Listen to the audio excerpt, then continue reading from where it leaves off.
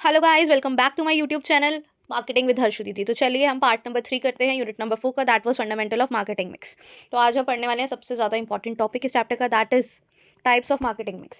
देखिए, हम दो ही चीज़ें बेचते हैं मार्केट में, या तो प्रोडक्ट बेचेंगे या फिर सर्विस बेचेंगे। क्या बेचेंगे? प्रोडक्ट या फिर सर्विस। तो प्रोडक्ट के लिए मार्केटिंग मिक्स अलग है और सर्विस के लिए मार्केटिंग मिक्स अलग है। जो प्रोडक्ट के लिए है उसमें 4 P's हैं, that is product, price, place, promotion. Product, price, place, promotion. और जो हमारा सर्विस मार्केटिंग है उसके 4 P's तो हैं ही, उसके अलावा भी 3 मोर वेरिएबल्स हैं, 7 P's हैं। क्या क्या? प्रोडक्ट, प्राइस, प्लेस, प्रमोशन, और क्या है देखते हैं हम, पीपल, फिजिकल एविडेंस और प्रोसेस। ये सारे के सारे हम आगे जाके डिटेल में पढ़ने वाले हैं, ठीक है। जो 4 P's हैं, प्रोडक्ट से कहना चाहते हैं ये मेनली क्या कहना चाहते हैं? Tangible goods.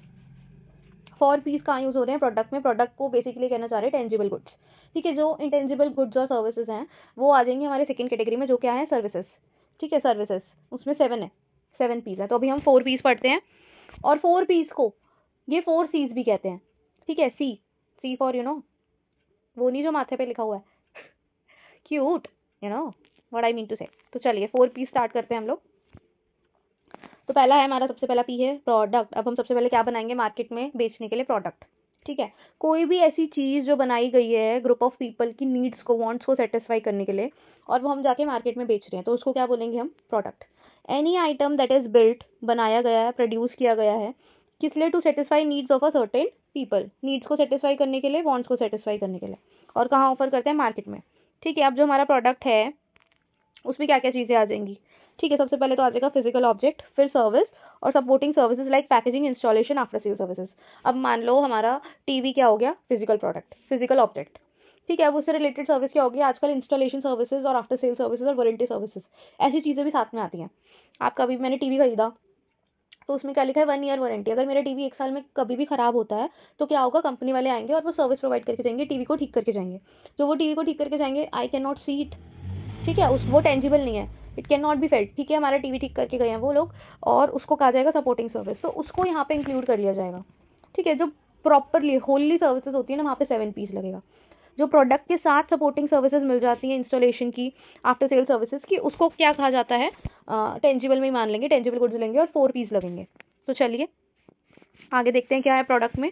प्रोडक्ट जो है यूजेज के बेसिस पे, अगर हम उसे यूसेज के बेसिस पे देखें, यूज करना एंड यूज, ठीक है। 2 टाइप के होते हैं, क्या? कंज्यूमर गुड्स और इंडस्ट्रियल गुड्स।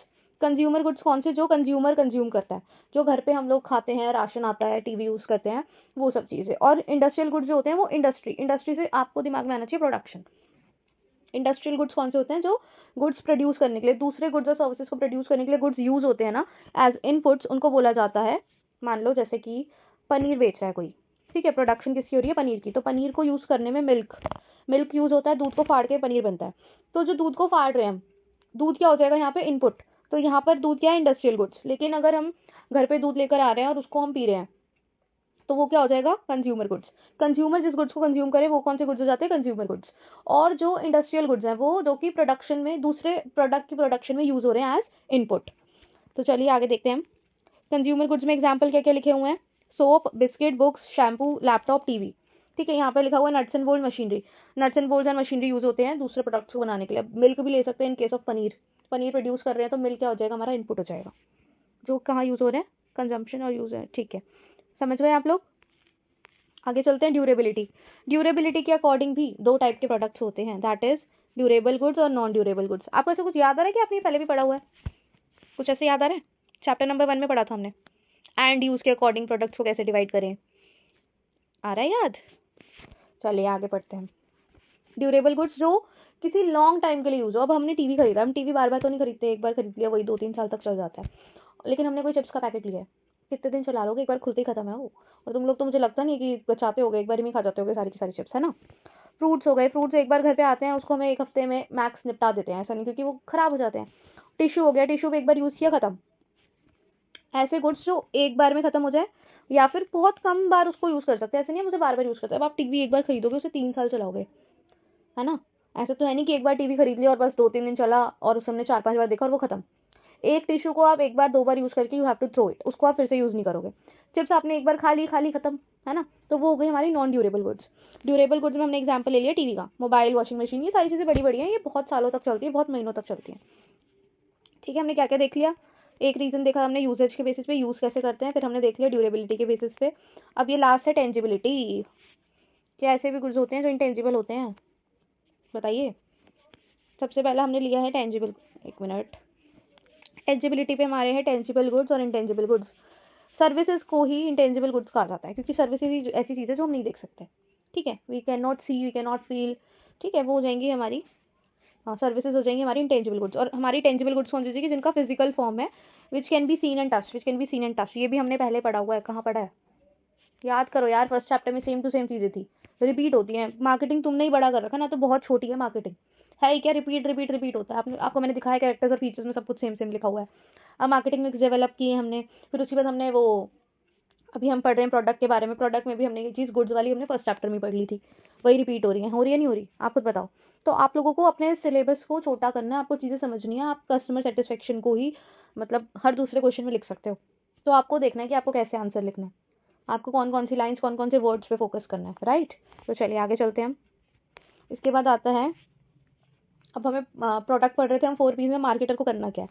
उसे राइट टाइप ऑफ प्रोडक्ट बनाना है, ठीक है, जिसकी क्या हो, मार्केट में डिमांड हो, जो चीज़ कस्टमर को चाहिए, नीड्स और वांट्स को सेटिस्फाई करे, उसी की डिमांड होगी, ठीक है, डिमांड होगी तो वही राइट प्रोडक्ट होगा। अब राइट प्रोडक्ट डेवलप करना हमें कहाँ पे होता है? Hence during product development. Product के देखो, कोई भी प्रोडक्ट होता है ना, मैं आपको दिखाती हूँ, कोई भी प्रोडक्ट होता है ना, तो उसका एक तो होता है इंट्रोडक्शन फेज, यहाँ पे उसे इंट्रोड्यूस किया जाता है, फिर धीरे धीरे लोगों को पता लगने लग जाता है कि हाँ भाई इस नाम का कोई प्रोडक्ट बिकता है और उसका ये यूज़ है, ठीक है। फिर एक पॉइंट आता है जब उसका हाई पॉइंट, मतलब इससे ज़्यादा इसकी सेल्स हो ही नहीं सकती, इतना ज़्यादा बिक रहा है वो, मतलब जितनी डिमांड थी उतनी सप्लाई है, मैक्स पॉइंट आ गया। अब धीरे धीरे क्या होगा, उस प्रोडक्ट की डिमांड हो जाएगी कम, और ये हर प्रोडक्ट के साथ होता है। आप देखेंगे नोकिया के फ़ोन्स की डिमांड कितनी थी, पहले इंट्रोड्यूस हुआ होगा वो भी, फिर उसकी धीरे धीरे ग्रोथ हुई, फिर उसकी मैच्योरिटी हुई, फिर वो मार्केट में पिट गया, तो उसका क्या हो गया, डिक्लाइन हो गया। ये हर एक प्रोडक्ट की फेजेस होते हैं, ठीक है। तो हम क्या पढ़ रहे थे, जो प्रोडक्ट का डेवलपमेंट फेज है, जब हम प्रोडक्ट के बारे में सोच रहे हैं कि हम इसको बनाएंगे, अभी बना भी नहीं है, प्रोडक्ट बनना दिमाग में बन रहा है, पेपर्स में बन रहा है, फिर हम उसको धीरे धीरे उसके प्रोडक्ट बनाने के लिए जो भी इनपुट्स लगेंगे वो कलेक्ट हो रहे हैं। उस टाइम पे हम क्या करते हैं, पूरी की पूरी रिसर्च करते हैं लाइफ साइकिल ऑफ प्रोडक्ट पे, कि प्रोडक्ट की कितनी लंबी लाइफ होगी। हर प्रोडक्ट की लाइफ होती है, मैंने आपको बताया चार स्टेजेस होते हैं, ठीक है। उसके बाद हमने देखा स्टेजेस कौन से होते हैं। तो मार्केटर को कंसिस्टेंटली देखो, हमें क्या करना होता है, हर प्रोडक्ट की एक मिनट, ये कहाँ पहुँच गए हम, हर प्रोडक्ट की मेच्योरिटी आती है, हर प्रोडक्ट का ग्रोथ स्टेज चलता है। तो मेच्योरिटी को आप कितने लंबे टाइम तक चला सकते हो, या ग्रोथ स्टेज को कितने लंबे टाइम तक चला सकते हो, ये सब आपके हाथ में है। देखो कोई प्रोडक्ट का मान लो लोग खरीदना बंद करें क्योंकि यार उतना यूजफुल नहीं लग रहा उन्हें, तो उस प्रोडक्ट के यूजेस बढ़ा दो, और चीज़ें बता दो उन्हें कि ऐसे ऐसे यूज़ कर सकते हो। तो क्या होगा, हमारा जो डिक्लाइनिंग फेज है वो हमें दूर करना है, जितना ज़्यादा हो सके मैच्योरिटी और ग्रोथ फेज को वी ट्राई टू इंक्रीज, ठीक है। अब यहाँ पे क्या लिखा हुआ है, it is important for marketer to constantly reinvent their products once it reaches the sales decline phase. वही है ना, मैं बोल रही हूँ कि फिर से हमें देखना है क्या और ऐड करें कि प्रोडक्ट हमारा और लंबे टाइम तक ग्रोथ और मैच्योरिटी स्टेज पे रहे, ठीक है। उसके बाद है marketer must therefore create right product mix, बढ़िया सा प्रोडक्ट मिक्स उसको बनाना चाहिए। प्रोडक्ट मिक्स से क्या मतलब है इनका, product that organisation will produce, जो एक ऑर्गेनाइजेशन प्रोडक्ट बनाएगी, एक प्रोडक्ट नहीं बनाती, ठीक है, बहुत सारे प्रोडक्ट्स बनाते हैं मार्केटर, तो उन्हें कौन कौन से प्रोडक्ट्स बनाने हैं वो सब उनको डिसाइड करना है। एग्जाम्पल में ले लें तो हम आईटीसी है हमारी कंपनी, तो आईटीसी के बहुत सारे प्रोडक्ट्स आते हैं, उनका शैम्पू आता है, उनका आशीर्वाद आटा आता है, उनका रियल जूस आता है, तो ऐसे अलग अलग चीज़ें आती हैं एक कंपनी की, तो वो कौन कौन से प्रोडक्ट वो बेचेगा ताकि उसका प्रॉफिट की साइड ही रहे वो, ठीक है, वो उसको डिसाइड करने होते हैं कि उनको कौन कौन से प्रोडक्ट बेचने हैं। 4Ps में पहला स्टेप क्या था हमारा, प्रोडक्ट, ठीक है। प्रोडक्ट को बनाते समय हमें क्या याद रखना है, लाइफ साइकिल ऑफ प्रोडक्ट क्या है, लाइफ साइकिल ऑफ प्रोडक्ट के कौन कौन से पार्ट्स होते हैं, 4 पार्ट्स होते हैं, introduction phase, growth phase, maturity phase, decline phase. तो डिक्लाइन फेज को हमें अवॉइड करने के लिए हमारे प्रोडक्ट का मैच्योरिटी स्टेज और ग्रोथ स्टेज को इंक्रीज करना है। वो हम कैसे कर सकते हैं, वो हम कर सकते हैं उसको रिव्यू करते हुए और प्रोडक्ट में कुछ ना कुछ नया ऐड ऑन करते हुए, उसकी यूसेज बढ़ाते हुए हम क्या कर सकते हैं, डिक्लाइन फेज को दूर कर सकते हैं। तो मार्केटर को एक बेस्ट राइट प्रोडक्ट मिक्स बनाना चाहिए, ठीक है, कि हमारा ये वाला प्रोडक्ट अब खत्म होने वाला है, हमें पता है, तो हमें उससे पहले ही मार्केट में नया प्रोडक्ट लेके आ जाना चाहिए, ठीक है। एप्पल यही करता है, एप्पल क्या करता है, हर साल उसका नया फोन आता है, उसको दिख रहा है 13 की डिमांड डिक्लाइन होने लग गई है, तो वो क्या करेगा, 14 ले आएगा, 14 की डिमांड डिक्लाइन होने लगती है, वो 15 ले आता है। तो इसे कहते हैं री इन्वेंट करते रहना कंसिस्टेंटली, ये होता है राइट प्रोडक्ट मिक्स, समझ गए। चलिए, अब प्रोडक्ट हो गया डिसाइड, अब चलते हैं हम लोग प्राइस पे, ठीक है। सेकंड पी इज प्राइस, एक minute, second P is price. Price basically क्या है, किसी प्रोडक्ट के लिए जो अमाउंट कस्टमर पे करेगा उसे बोलेंगे प्राइस। ठीक है, प्राइस के इंपॉर्टेंट कंपोनेंट, प्राइस जो है वो खुद एक बहुत इंपॉर्टेंट कंपोनेंट है। प्राइस से सेल्स इंक्रीज डिक्रीज हो सकती है, इतना इम्पैक्ट आता है प्राइस का कि डिमांड और सप्लाई से बहुत इंपैक्ट होती है। ठीक है, तो अब हम समझते हैं आगे। प्राइस क्या है, price of the product is basically the amount that a customer page for consuming it. कोई भी कस्टमर जो है वो ऑब्जेक्ट के प्रोडक्ट के बदले जो चीज़ देता है वो होता है प्राइस। प्राइस जो है वो बहुत इंपॉर्टेंट कंपोनेंट है। कभी भी कंपनी का प्रॉफिट और सर्वाइवल देखना है तो हमें उसके प्राइस से ही पता चलता है कि भैया उसको इतनी कॉस्ट लग रही है, इतना प्राइस हो रहा है, इतना प्रॉफिट हो रहा है। ये सारी चीजें हमें प्राइस से ही पता चलेगी। ठीक है, crucial in determining organisations profit and survival. अगर कंपनी कम प्रॉफिट कर रही है या लॉस में ही चल रही है तो ये सारी चीजें प्राइस से ही पता चलेंगी, प्राइस और कॉस्ट से। ठीक है, तो प्राइस इफेक्ट करती है डिमांड को भी और सेल्स ऑफ द प्रोडक्ट को भी। When setting product price, marketer should consider the perceive value that the product offers. ठीक है, कस्टमर कोई भी प्रोडक्ट खरीदने से पहले उसकी एक वैल्यू लगाता है, उसको बोला जाता है परसीव्ड वैल्यू।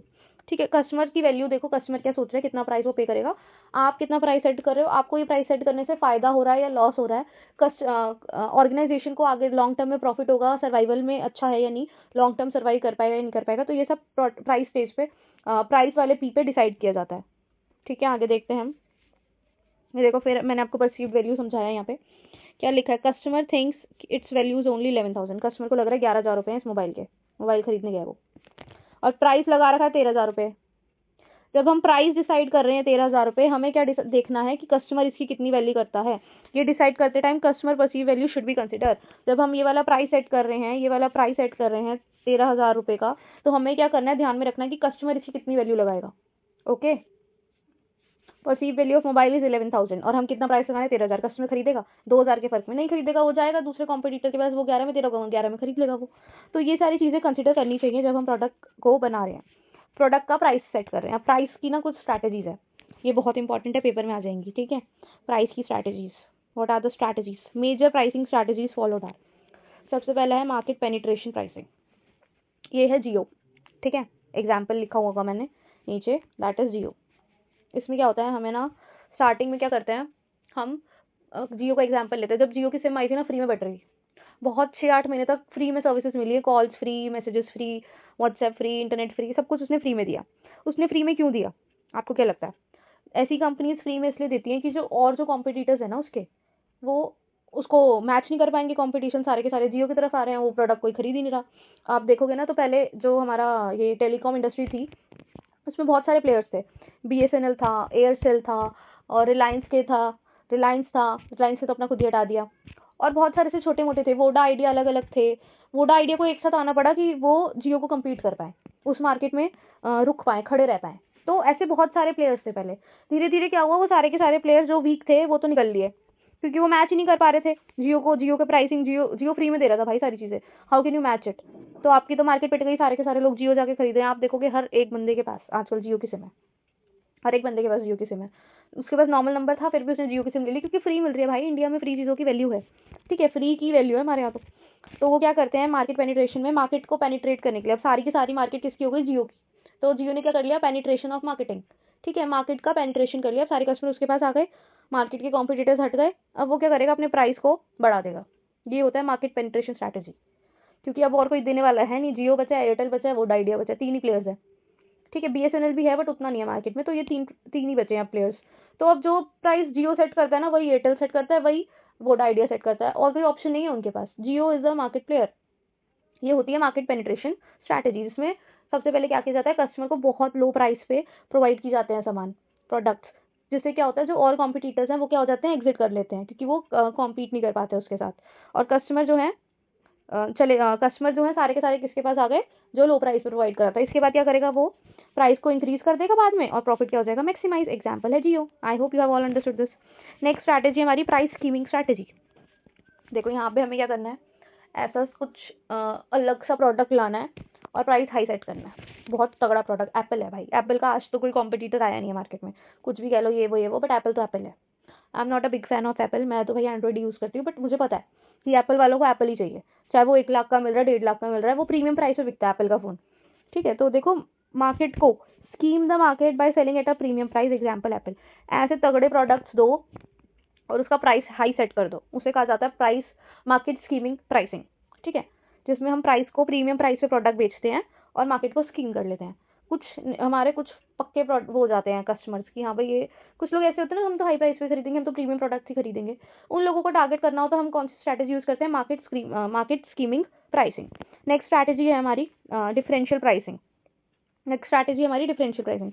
ये तो देखो ऐसा है, कोई साड़ी वाले अंकल हैं, वो बैठे हुए हैं दुकान खोल के, तो वो क्या करेंगे, शक्ल देख देख के प्राइस चार्ज करते हैं कि हाँ भाई ये सेठानी लग रही है, ये बड़ी पैसे वाली लग रही है, तो हम इससे लेंगे एक साड़ी, मैं इसको बेचूंगा 1200 रुपए की। अगर वही साड़ी कोई और लेने आ जाता तो वो कह देते 600 रुपए की है, और कोई और लेने आ जाएगा वो कह देगा 800 रुपए की है। तो वो प्राइस जो है वो डिफरेंट जगह जगह पर चेंज हो रहा है। और एक चीज़ हम ये और ले सकते हैं, मान लो वही कोल्ड ड्रिंक आपको, अगर आप यहाँ पे ले रहे हो बाहर, या पैटीज ले लेते हैं एग्जाम्पल, आलू पैटी आती है ना, आलू पैटी अगर आप यहाँ ले रहे हो लोकल मार्केट में तो आपको 20-25 रुपीज़ की वो मिल जाती है। लेकिन वही पैटी आप एयरपोर्ट पे ले रहे हो तो आपको 150 रुपए की मिलेगी। वही पैटी अगर आप पहाड़ों पे ले रहे हो, मैगी का प्राइस हमारे यहाँ पे आप लोकल मार्केट में खाओ बहुत कम में आपको मिल जाती है, 50-60 रुपीज़ में बढ़िया मैगी बन के मिल जाएगी। लेकिन वही मैगी अगर आप कहाँ खा रहे हो, पहाड़ों में खा रहे हो, तो वो 100 रुपए की मिलती है। तो ये होता है डिफरेंशियल प्राइसिंग। सेम प्रोडक्ट की डिफरेंट प्राइसिंग होती है डिफरेंट मार्केट सेगमेंट्स में। ठीक है, प्राइसिंग डिपेंड्स ऑन लोकेशन। ठीक है, वही मैंने बताया हुआ एग्जांपल लिया हुआ है चिप्स का। वही चिप्स एमआरपी उसका 20 रुपए है और वो माउंटेन्स पे जाओगे तो 30 रुपए की बिकती है। Price increase can be due to shipping cost, taxes, more availability. देखो जहाँ पे प्रोडक्ट कम मिल रहा है हमें, पहाड़ों में क्या होता है, वहाँ चिप्स को पहुँचाने के लिए इतनी ऊपर शिपिंग चार्जेस लग जाते हैं, शिपिंग कॉस्ट लग जाती है, तो वो 20 रुपए से भी ज़्यादा महंगी पड़ जाती है दुकान वालों को। या वही वो बेच रहे हैं 25 रुपए की, उन्हें पड़ रही है तो 30 रुपए की तो वो भी बेचेंगे, 5 रुपए तो वो भी कमाएंगे, है ना। उनको ही 25 की पड़ रही है तो वो 20 की नहीं बेच सकते। और ऐसे ही आप एग्जाम्पल ले लो, नॉन अवेलेबिलिटी ऑफ प्रोडक्ट। मान लो पहाड़ों पे भाई बहुत लिमिटेड चीज़ें मिलती हैं और कोई चीज़ें जो सिर्फ एक ही दुकान पे मिलती है, तो वो प्रीमियम प्राइस चार्ज करेगा ही ऑब्वियसली, है ना। चाहे वो चीज़ आपको नीचे कहीं पे भी लोकल मार्केट में बहुत सही रेट पे मिल जाएगी, बट अगर आप पहाड़ों पे जा रहे हो, बहुत लिमिटेड सप्लाई है वहाँ पे, लिमिटेड शॉप्स हैं, तो वहाँ पे प्राइस हाई होगा ही। तो चलिए नेक्स्ट पॉइंट पे चलते हैं। हमारा क्या है, प्रोडक्ट लाइन। लास्ट चीज़ लिखी हुई है इसमें, 5th point, product line a set of strategy which are multiple product form. देखो प्रोडक्ट लाइन लिखा हुआ है इन्होंने, मान लो हमारे 4-5 प्रोडक्ट है, तो हम 4-5 प्रोडक्ट्स के लिए अलग अलग स्ट्रैटेजी लगा लेंगे। मेन स्ट्रैटेजी हमारी यही होती है, पेनिट्रेशन, जियो वाली, उसके बाद है स्कीमिंग, एप्पल वाली, फिर है माउंटेन्स में चिप्स महंगे यहाँ कम है, डिफरेंशियल रेटिंग, डिफरेंशियल प्राइसिंग, और 4th है, एक मिनट एक और पढ़ी थी ना हमने, जियोग्राफिकल प्राइसिंग। डिफरेंशियल प्राइसिंग हमने देख ली थी, शॉप वाले अंकल, साड़ी वाले अंकल, उसके बाद हमने जियोग्राफिकल प्राइसिंग पढ़ ली, जियोग्राफिकल एरिया में अलग अलग प्राइसिंग है, उसे हमने पढ़ ली प्रोडक्ट लाइन। प्रोडक्ट लाइन कहती है जैसा ही प्रोडक्ट है, भाई हमारे 4-5 प्रोडक्ट है, एक प्रोडक्ट पे पेनिट्रेशन लगा दो, एक पे स्कीमिंग लगा दो, एक पे डिफरेंशियल लगा दो, एक पे जियोग्राफिकल लगा दो, या 2 पे, ऐसे ऐसे करते हैं हम लोग। ठीक है, मल्टीपल प्रोडक्ट्स से मल्टीपल स्ट्रैटेजीज यूज करेंगे। थर्ड पॉइंट आता है हमारा, थर्ड पी क्या है, प्रमोशन। प्रोडक्ट बन गया, प्राइस सेट हो गया, अब हमें क्या करना है, उसको प्रमोट करना है। बहुत सारे डिफरेंट मेथड यूज़ किए जाते हैं कम्युनिकेशन के, और प्रोडक्ट की यूटिलिटी बताई जाती है, इंपॉर्टेंस बताई जाती है, नीड बताई जाती है कि आपकी ये नीड सेटिस्फाई कर देगा, इसको खरीदो। ठीक है, different methods of communication that are used by marketer to inform target audience about the product. Product के बारे में बताता है, बहुत असेंशियल मार्केटिंग का कॉम्पोनेंट है प्रमोशन। क्यों?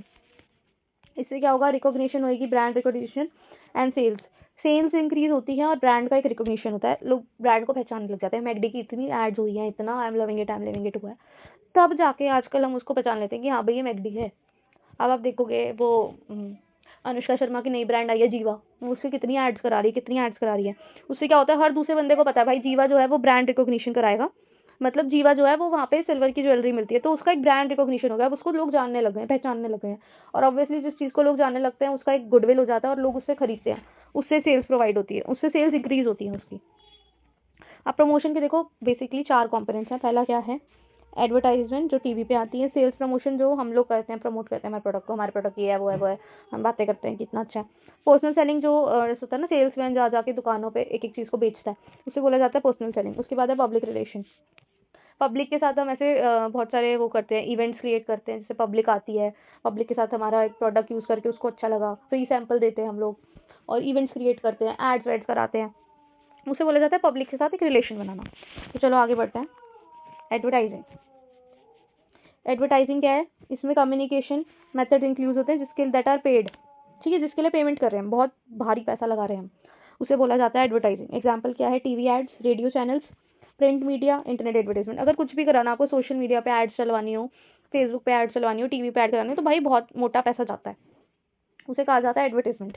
इन contemporary times this seems to be a shift in focus from offline to the online world. आजकल क्या हो गया, सिर्फ ऑफलाइन एड्स नहीं होती, सिर्फ न्यूज़पेपर में नहीं आता, हर फोन में आजकल आप देखोगे, आप फोन खोल तो ऐड आती है, कुछ भी खोलो ऐप, ठीक है, कुछ भी फ्री में नहीं होगा, आपको एक बार ऐड देखनी पड़ेगी। तो वो क्या है, हम ऑफलाइन से ऑनलाइन शिफ्ट हो रहे हैं, लोगों को ऑनलाइन ज़्यादा चाहिए आजकल, ठीक है। उसके बाद नेक्स्ट है हमारा सेल्स प्रमोशन। यहाँ पे हम यूज़ करते हैं tools use to promote sales in a given territory and time. Short term होते हैं नेचर में, stimulating quick sales. Sales promotion होता है जो वो जैसा होता है ना, दुकान के बाहर खड़े होकर चलाते हैं, आइए आइए आइए, 100 रुपये के 2, 100 रुपये के 2। भाई दिल्ली वाले तो समझते हैं सरोजनी नगर चले जाओ, कमला नगर चले जाओ, तो वहाँ पे बहुत चिल्लियाँ मारते हैं, वो होता है सेल्स प्रमोशन करना। हम उसी टाइम चिल्ला चिल्ला के बुला रहे हैं भाई, शॉर्ट टाइम, एक तो देखो भाई उसी टाइम आके वो खरीद लेगा प्रोडक्ट, अगर उसको लेना होगा तो, ठीक है। और इससे क्या होता है, क्विक सेल्स होती है, उसी टाइम भैया के पास भीड़ लग जाएगी, भैया 50 रुपये में दे रहा है, 50 रुपये में दे रहा है, तो उसी टाइम उसका बिक जाएगा, वो शॉर्ट टर्म है और क्विक सेल्स होंगी इससे, ठीक है। उसके बाद चलते हैं हम नेक्स्ट पे। इस और क्या लिखा हुआ है, it aims at creating awareness and also provide a rationale to buy a product. Sales promotion induces him और हर टू बाय प्रोडक्ट, ठीक है। उसी टाइम हमारे को मोटिवेट कर देता है, अवेयरनेस, देखो मैं बोल रही हूँ ना, चिल्ला चिल्ला के बुला रहे हैं, तो लोगों को पता चल रहा है कि भाई यहाँ पे वो प्रोडक्ट 50 रुपये में मिल रहा है, तो सारे भागे भागे वहीं आते हैं और प्रोडक्ट को खरीद लेते हैं। एक ये हम फोर्स भी कर देते हैं कस्टमर को कि वो खरीदे हमसे, क्योंकि उसको अट्रैक्टिव लगता है वो उस टाइम पे। हम और भी चीज़ें कर सकते हैं कि भैया यहाँ से खरीदो, हम डिस्काउंट कूपन देंगे, प्राइस ऑफ देंगे, प्राइजेस देंगे, लकी ड्रॉस देंगे, फ्री ट्रायल्स देंगे। ये विशाल मेगा मार्ट और ऐसे जो होते हैं, डी मार्ट हो गया, तो वहाँ पे ये लोग लगाते हैं कि दिवाली के आसपास ऑफर लगा दिया, लकी ड्रॉस निकाल दिए, फ्री ट्रायल दे दिए, ट्रायल पॉइंट्स हो जाती हैं कि हमसे खरीदो, हम डिस्काउंट कूपन देंगे, 1000 रुपये का लो, 500 रुपये का डिस्काउंट कूपन देंगे, नेक्स्ट जो भी आपकी सेल होगी उस पर आप खरीद सकते हो। तो ये काफ़ी शॉर्ट टर्म होता है और इससे क्या होता है, क्विक सेल्स होती है। जब कूपन मिलता है तो हम अगले दिन ही चले जाते हैं शॉपिंग करने की, कूपन ना वेस्ट हो जाए, ये नहीं देखते कि उस 500 रुपये के कूपन के लिए हमें 1000 रुपये की फिर शॉपिंग करनी पड़ गई, राइट। तो चलिए नेक्स्ट पे चलते हैं। नेक्स्ट क्या है हमारा, पर्सनल सेलिंग। नेक्स्ट है हमारा पर्सनल सेलिंग। यहाँ पे क्या करना है, हम प्रोडक्ट को पर्सनली बेचते हैं, कस्टमर के साथ वन ऑन वन बातें होंगी, वन ऑन वन हम बताएंगे कि भैया ये इतना अच्छा, ये कहाँ होता है, दुकानों पे, ठीक है। आप सूट या साड़ी लेने जाइए तो वो अंकल आपको खुद बताएंगे कि बेटा ये कपड़ा इतना अच्छा है, ये बहुत सॉफ्ट है, या ये सेंसिटिव स्किन है तो आप पहनो, आपको कंफर्टेबल रहेगा, आपको चुभेगा नहीं, इसकी जो एम्ब्रॉयडरी हो रखी है वो बहुत सुंदर है, बहुत अच्छी हो रखी है, बहुत बारीकी से हो रखी है, बहुत अच्छा प्रोडक्ट है। तो यहाँ पे क्या होता है, सेल्समैन का यूज़ किया जाता है, वो प्रोडक्ट को खुद बेचते हैं, कस्टमर को खुद बताएंगे कि भैया ये इसके फायदे हैं, तुम इस प्रोडक्ट को खरीदो, ठीक है। Next point is public relation. यहाँ पे हम ऐसी कम्युनिकेशन करते हैं that are typically not paid for, ठीक है। यहाँ पे हम मीडिया को बुलाते हैं कि भैया हमारे पास आओ, हमारे पास न्यूज़ है, हमारा न्यू प्रोडक्ट आया, तो यहाँ पे हम पेमेंट नहीं करते, बस अवेयरनेस फैला रहे हैं। हम कोई इवेंट क्रिएट करते हैं, हम सबको बुलाते हैं, भाई हमारे इवेंट पे आओ। Basically we are not spending much on our product और प्रोडक्ट के बारे में बातें फैलाने के लिए, ठीक है। This include press releases, exhibition, sponsorship deal, seminars, conferences and events. वही बताया ना, सेमिनार्स होते हैं, लोग बताते हैं अपने प्रोडक्ट के बारे में चिल्ला चिल्ला के, भाई ये है वो है वो है ये वो है। तो इसे बोला जाता है पब्लिक को, जब हम अपने प्रोडक्ट के बारे में बता रहे हैं और प्रोडक्ट पब्लिक रिलेशनशिप क्रिएट कर रहे हैं, यहाँ पे हम बुलाते हैं भाई इवेंट पे आइए, आपको बताया जाएगा कि प्रोडक्ट के ये फायदा है, मतलब it's just about creating a business, और यहाँ पे पेमेंट नहीं होती है कुछ, it is not paid for. अब ये क्या आ गया, वर्ड ऑफ माउथ, हमने तो 4 ही पढ़े थे, है ना। एडवर्टाइजमेंट पढ़ा था, उसके बाद हमने पढ़ा था क्या पढ़ा था हमने, सेल्स प्रमोशन, सेल्स प्रमोशन हो गया, उसके बाद हमने पढ़ा था पर्सनल सेलिंग, उसके बाद हमने पब्लिक रिलेशन। अब ये 4th पॉइंट पढ़ लिया हमने, तो फिफ्थ कहाँ से आ गया, वर्ड ऑफ माउथ। देखो ये एडिशनल है, it's not men but it is very important for business. Word of mouth, word of mouth से आपको समझते हैं, चलो मैं ये बता देती हूँ। ये क्या होता है, इनफॉर्मल कम्युनिकेशन है, इट्स नॉट फॉर्मल। मैंने एक प्रोडक्ट यूज़ किया, ठीक है, तो मैं उसकी तारीफ़ें कर रही हूँ, आपको बता रही हूँ। मान लो मेरी कज़न ने कोई चीज़ ली है और उसको वो काफ़ी अच्छा प्रोडक्ट लगा, उसने कोई क्रीम यूज़ करी, उसके सारे एक्ने हट गए, तो वो जो सेटिस्फाइड कस्टमर है, मेरी कज़न, और जो ऑर्डिनरी इंडिविजुअल्स हैं, वो क्या करेंगे, उस बेनिफिट्स के बारे में दूसरे बंदों को बताएंगे, इंटरनेट पे बताएंगे, इधर उधर बताएंगे, खुश होंगे, भाई हमारे को बहुत अच्छा प्रोडक्ट मिला है, बहुत अच्छा प्रोडक्ट मिला है, तो उसे बोला जाता है वर्ड ऑफ माउथ। उसको बोला जाता है वर्ड ऑफ माउथ, जब मुंह से बातें कर करके फैलती है, उसको बोला जाता है वर्ड ऑफ माउथ, ठीक है। इससे क्या होता है, इंटरनेट के थ्रू भी हो सकता है, और लिखा हुआ है इसमें, व्हेन इफेक्टिवली यूज, जब अच्छे से यूज़ किया जाए इसका, तो भाई ये मोस्ट यूजफुल एसेट है, we have in boosting the profit online. जब इन्फ्लुएंसर्स आके हमें बोलते हैं ना प्रोडक्ट अच्छा है, तो हम जाके खरीदते हैं, तो वो यही बोलना चाह रहे हैं कि इससे सेल्स भी बूस्ट होती है, प्रॉफिट भी बूस्ट होता है। एक्सट्रीमली गुड एग्जाम्पल क्या है इसका, extremely good example is online social media and managing a firms online social media presence. यही चीज़ मैं आपको बोल रही हूँ, जो आजकल इन्फ्लुएंसर्स कर रहे हैं उसको बोला जाता है वर्ड ऑफ माउथ, ठीक है। वर्ड ऑफ माउथ का एग्जाम्पल हो गया इन्फ्लुएंसर। तो हमने 5 तरीके पढ़ लिए प्रमोशन करने के लिए। सबसे पहले एडवर्टाइजमेंट, जो टीवी वगैरह पे आता है, इसमें बहुत पैसा लगता है। उसके बाद हमने क्या पढ़ा था, उसके बाद हमने पढ़ा था जो वो चिल्ला चिल्ला के बुलाया जाता है, 50 रुपये 50 रुपये 50 रुपये, उसको क्या कहा जाता है, नाम भूल गई मैं, सेल्स प्रमोशन। यहाँ पे क्या किया जाता है, सेल्स प्रमोशन, चिल्ला चिल्ला के बुलाना। शॉर्ट टर्म इन नेचर है, मतलब थोड़े टाइम के लिए फायदा होता है इसका और जल्दी से उस टाइम ही क्विक सेल्स हो जाती है, डिस्काउंट वगैरह इसका एग्जाम्पल हो जाएगा। ठीक है, और तीसरा पॉइंट हो गया हमारा, तीसरा पॉइंट है हमारा पर्सन सेटिंग, जिसमें हम 1-on-1 कस्टमर को उसके फायदे बताएंगे, सेल्समैन को यूज करेंगे यहाँ पे। ठीक है, कि सेल्समैन है हमारी शॉप पे, वो बेच रहा है उस सामान को। फोर्थ पॉइंट है हमारा पब्लिक रिलेशन, जो हम फ्री में करते हैं, for which actually we are not paying. ठीक है, और वहाँ पे हम अपने इवेंट्स करते हैं, सेमिनार्स करते हैं, स्पॉन्सरशिप करते हैं, ये सब चीज़ें करते हैं। उसके बाद था fifth word of mouth, that is influencer, जो इन्फ्लुएंसर्स करते हैं। इन्फ्लुएंसर ने किसी प्रोडक्ट की तारीफ कर दी तो उसकी सेल्स हो जाएंगी, प्रॉफिट हो जाएगा। ठीक है, उसे बोला जाता है वर्ड ऑफ माउथ, आजकल बहुत यूज होता है ये। अब मिंत्रा का भी एक इन्फ्लुएंसर प्रोग्राम स्टार्ट हुआ है। वहाँ पे क्या होता है, मिंत्रा पे जो कस्टमर्स है वही अपने जो प्रोडक्ट खरीदा उसकी फोटो डालेंगे, उसका रिव्यू डालेंगे, तो वो क्या होगा, एक तरफ से वो कर रहे हैं, प्रमोट कर रहे हैं कि भाई हमें बहुत अच्छा लगा, तुम भी खरीदो, वो होता है वर्ड ऑफ माउथ। चलिए नेक्स्ट पे चलते हैं, दैट इज प्लेस। लास्ट है 4 पीस, हमने क्या क्या पढ़ लिया, प्रोडक्ट, प्राइस और प्रमोशन। अब है प्लेस। अब प्लेस को हम डिस्ट्रीब्यूशन भी बोल सकते हैं। ठीक है, हमें कहाँ कहाँ पर उस प्रोडक्ट को अवेलेबल कराना है कस्टमर को, ताकि उसको बहुत आराम से मिल जाए, बहुत आराम से वो खरीद पाए उसे।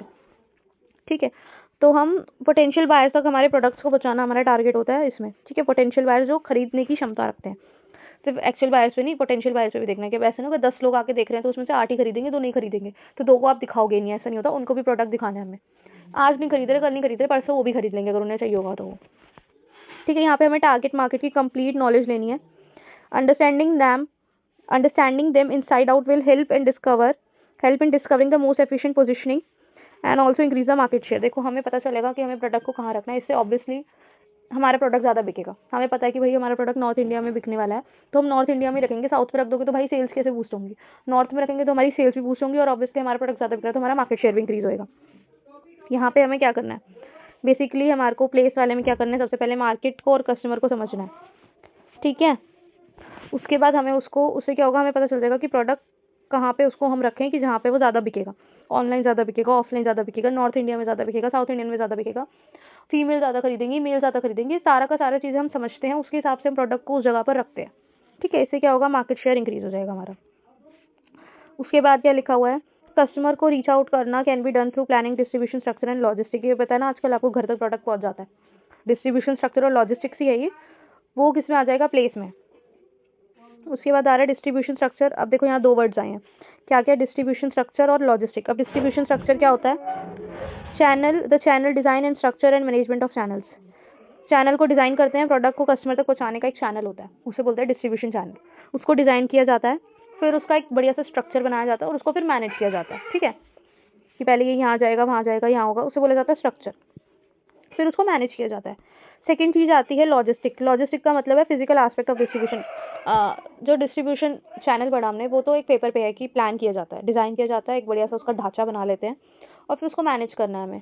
ठीक है, वो हम सब कुछ लिख लेते हैं एक पेपर पे, वो होता है डिस्ट्रीब्यूशन। लॉजिस्टिक है डिस्ट्रीब्यूशन का फिजिकल एस्पेक्ट, जहाँ पे हम एक्चुअल में वो चीज़ डिस्ट्रीब्यूशन कर रहे हैं। ठीक है, अब डिस्ट्रीब्यूशन क्या होता है, distribution can be carried out through channel members which are manufacturer, distributor, wholesaler, dealer, retailer.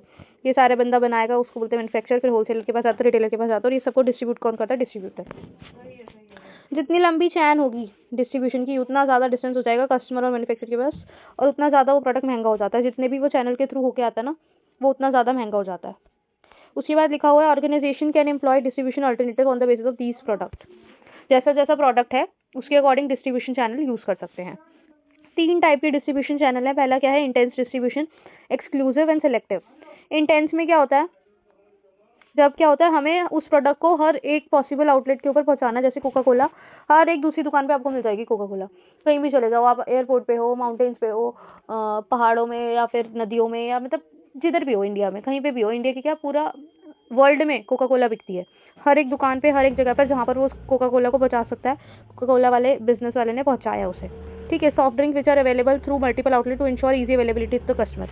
दूसरा एग्जाम्पल मैगी, मैगी भी हर दूसरी जगह मिल जाती है, इसलिए उसको बोला जाएगा इंटेंस डिस्ट्रीब्यूशन, हर एक जगह पे प्रोडक्ट अवेलेबल कराना जहाँ जहाँ हो सकता है।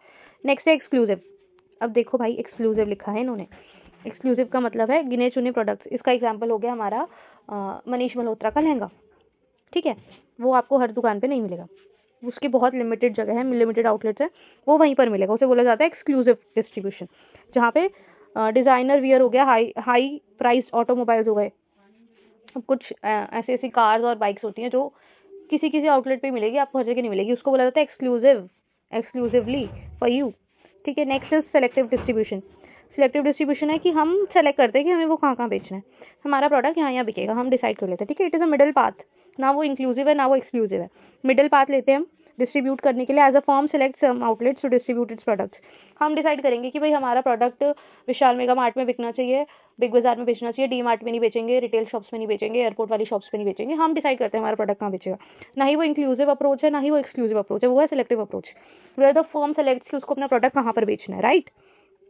उसके बाद है चलिए आज इतना ही करते हैं। Okay, bye bye, take care.